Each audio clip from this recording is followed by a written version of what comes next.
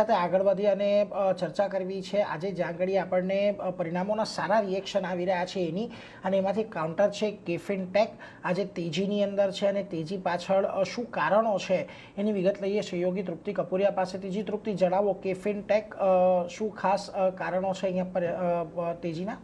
તો કે ફિનટેકની અગર જો આપણે વાત કરશું ડેફિનેટલી સારા પરિણામ તો આવ્યા છે, પરંતુ કોનકોલની જે એટલે કે વાતો જે છે એટલે કે મેનેજમેન્ટની જે કમેન્ટ્રી છે એ ખૂબ જ પોઝિટિવ આવ્યું છે, તેનો પણ એક સારો ઇમ્પેક્ટ અહીંયા આપણને જોવા મળી રહ્યો છે. પહેલાં એક હાઇલાઇટ્સ પર નજર કરી લઈએ તો ખાસ કરીને કંપનીની અહીંયા એવરેજ AUM જે છે તે લગભગ અહીંયા 2% વધીને 27.3 લાખ કરોડ પર પહોંચી જોવા મળે છે, એટલે ઇન્ડસ્ટ્રીની લાઇન અહીંયા જોવા મળી રહ્યું છે. ઇક્વિટી AUM પર નજર કરશું ત્યાં પણ લગભગ આપણે 3.6% અહીંયા જે AUM અહીંયા વધતું QOQ ધોરણે અહીંયા વધતું જોવા મળી રહ્યું છે. એટલે આ બંને સેગમેન્ટ છે તેના માર્કેટ શેરમાં પણ સારો સુધારો જોવા મળ્યો છે અને કોર્પોરેટ ક્લાયન્ટ્સ જે છે તે પણ અહીંયા લગભગ QOQ ધોરણે 6.3% અહીંયા વધ્યા છે અને 11,275 પણ અહીંયા આપણને આંકડો જે છે અહીંયા આવતો જોવા મળી રહ્યો છે. હવે કોનકોલની અગર મોટી વાતોની વાત કરશું તો એ મેનેજમેન્ટની કમેન્ટ્રી ખૂબ જ પોઝિટિવ છે.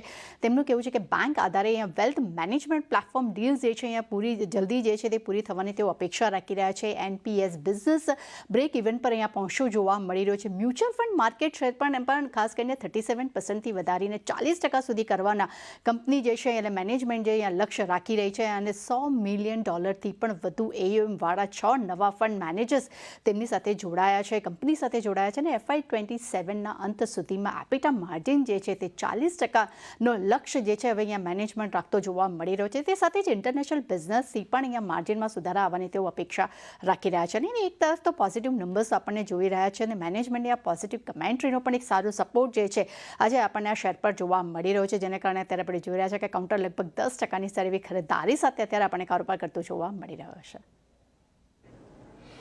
એટલે જુઓ, ખાસ કરીને અહીંયાથી પરિણામો તો સારા હતા જ, પરિણામોની બાદ જે કોનકોલની અંદર મેનેજમેન્ટે વિશ્વાસ વ્યક્ત કર્યો છે એને લઈને આપણને એક સારી તેજી જોવા મળી રહી છે, એટલે એના પર એક ફોકસ ચોક્કસથી રાખવાનો છે. આભાર તૃપ્તિ અમારી સાથે જોડાઈને આ સમગ્ર વિગત આપવા માટે. તો જુઓ, કેફિન ટેકનોલોજી આજે પરિણામ બાદ લગભગ 11% જેટલો વધ્યો છે, સારા એવા વોલ્યુમ આજે આપણને અહીંયાથી એડ થતા જોવા મળી રહ્યા છે.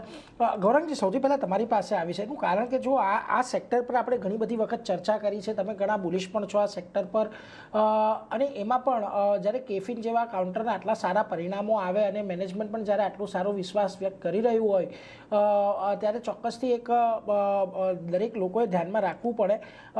કઈ રીતે તમે કેફિનના પરિણામોને જોઈ રહ્યા છો અને મેનેજમેન્ટ જે પ્રકારે ગાઈડન્સ આપી રહ્યું છે આવનારા સમય માટે, કેવી રીતે મૂલવવું જોઈએ આને? માં તો ટિપ્પણી નહીં કરી, કારણ કે કેફિન પર કવરેજ છે નહીં, એટલે ખરીદારી કરવાનું, વેચવાનું કે રોકાણ જાળવી રાખવાનું તો ભલામણ નહીં કરી શકે. પણ પરિણામ સારા છે, કંપની સારી છે અને જે રીતના ટિપ્પણીઓ મેનેજમેન્ટે કરી છે પરિણામ બાદ, જમીની સ્તર પર જો અમલમાં મૂકવામાં આવે તો પરિણામ અહીંયાથી સારા આવી શકે છે.